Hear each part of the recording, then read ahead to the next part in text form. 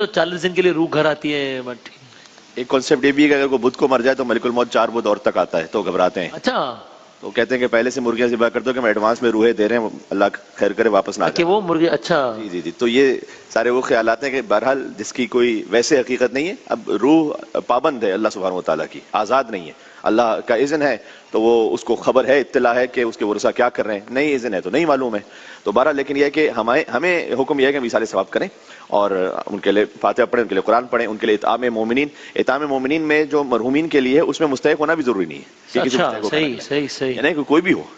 और उसको बतलाना भी जरूरी नहीं है कि मैं उनके लिए सारे साहब करते हुए खाना खिला रहा हूँ, पड़ोस में कहीं पर भी अपने हाँ। अहलो अयाल में, रिश्तेदारों में उनके लिए नाम पे खाना खिला दें तो ये उसका जो सवाब है उन तक पहुंचता है। तो इस तरह से करना कि उनकी रूह तक वो इसाल हो जाए सवाब, वो असल काम है। बाकी है कि अल्लाह सुब्हानहू तआला की जानिब से मर्जी है तो वो आगाही भी रखते हैं कि कौन मेरे लिए क्या अमर सही। अंजाम दे रहा है, कब्रिस्तान कौन आ रहा है।